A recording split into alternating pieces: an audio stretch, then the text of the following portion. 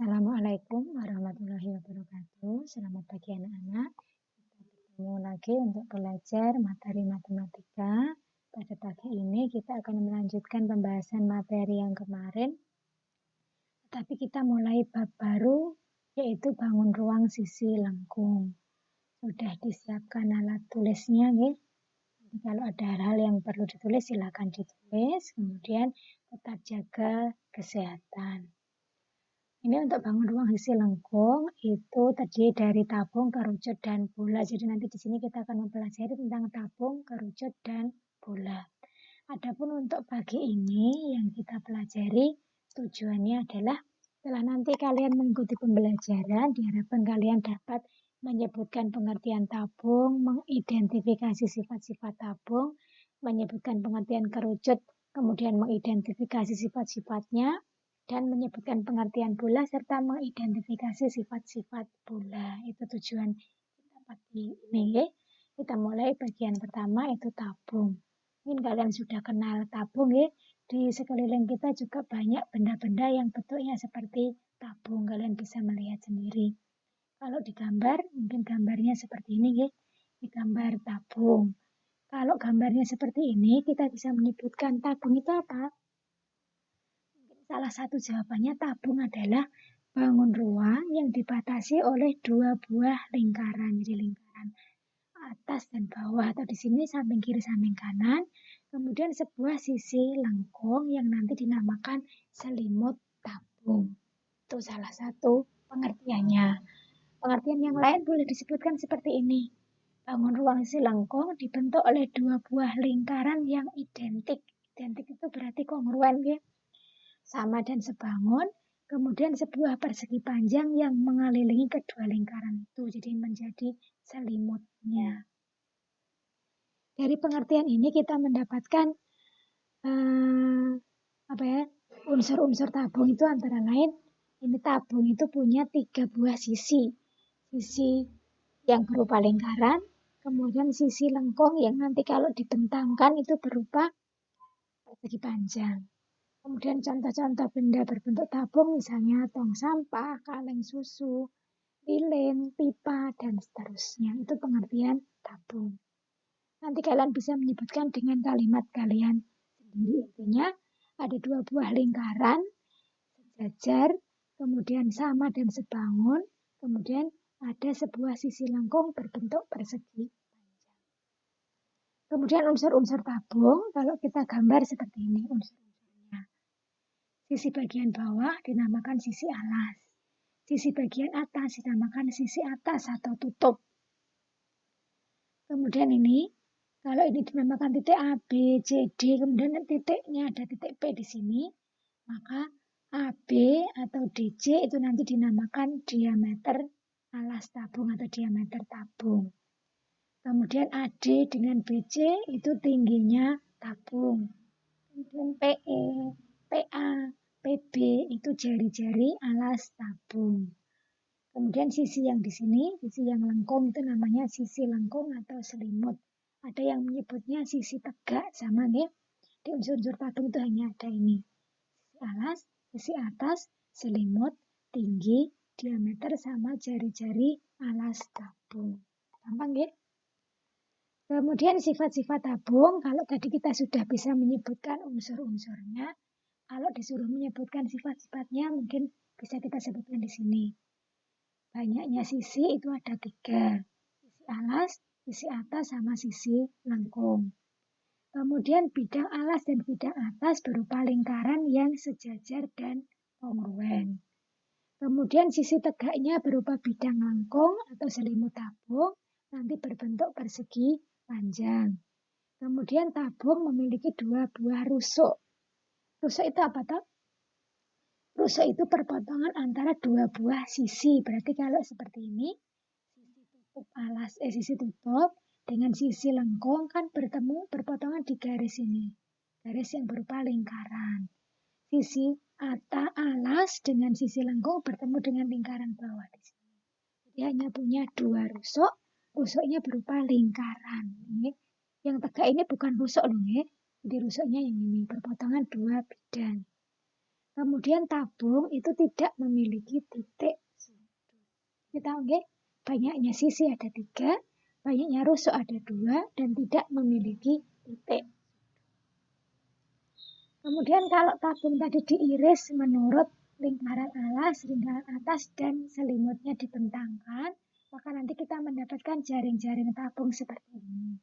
Di tabung, itu kalau dibuka bentuknya terdiri dari 2 buah lingkaran yang kongruen, kemudian selimutnya ini berbentuk persegi panjang. Nah, ukuran dari lingkaran itu, jari-jarinya R, kemudian panjangnya persegi panjang ini kan sama dengan kelilingnya lingkaran, berarti sama dengan 2 πr. Lebarnya persegi panjang itu sama dengan tingginya tabung atau T. Berarti ini panjangnya 2 πr, lebarnya T, gitu ya. Berikutnya untuk kerucut. Kalau digambar, gambarnya seperti ini. Kalian bisa melihat benda-benda di sekitar kalian yang bentuknya kerucut. Misalnya apa? Es krim. Kemudian topi ulang tahun. Kemudian apa? Marka jalan dan seterusnya. Nah, kalau disebutkan pengertiannya, kerucut itu bisa disebutkan sebagai bangun ruang sisi lengkung, alasnya berbentuk lingkaran, kemudian satu selimut kerucut, kalau dibuka itu bentuknya juring lingkaran, bukan segitiga nih, tapi bentuknya juring lingkaran. Kemudian kerucut itu memiliki 2 buah sisi, sisi alas yang berbentuk lingkaran dan sisi lengkung tadi yang bentuknya juring lingkaran yang menjadi selimut kerucut. Kemudian kerucut itu kalau kita pelajari dari limas, itu kerucut berarti limas, alasnya berbentuk lingkaran. Nah, unsur-unsurnya seperti ini bisa kita gambar di sini. Yang lebih jelas ini, unsur-unsurnya. Ini TO, itu berarti tingginya kerucut. Kemudian yang ini sisi lengkung, itu selimut kerucut. Garis ini yang menghubungkan titik T dengan titik pada lingkaran alas itu dinamakan garis pelukis. Kemudian yang lingkaran bawah itu alas kerucut. Kemudian di sini OP, OR, OQ itu dinamakan jari-jari alas kerucut. PQ diameter alas kerucut. Berarti kita bisa tahu unsur-unsurnya, kemudian sifat-sifatnya memiliki 2 buah sisi, sisi alas dan sisi lengkung. Kemudian rusuknya ada berapa? Tadi sisi alas dengan sisi lengkung berpotongan di lingkaran ini, berarti rusuknya hanya ada 1. Titik sudutnya ada berapa? Titik sudut itu apa? Titik sudut itu perpotongan antara 3 buah rusuk dan 3 buah sisi. Kalau di sini sisinya hanya 2, rusuknya hanya 1, kan tidak bisa berpotongan. Berarti T itu bukan titik sudut, tetapi T itu dinamakan titik puncak kerucut.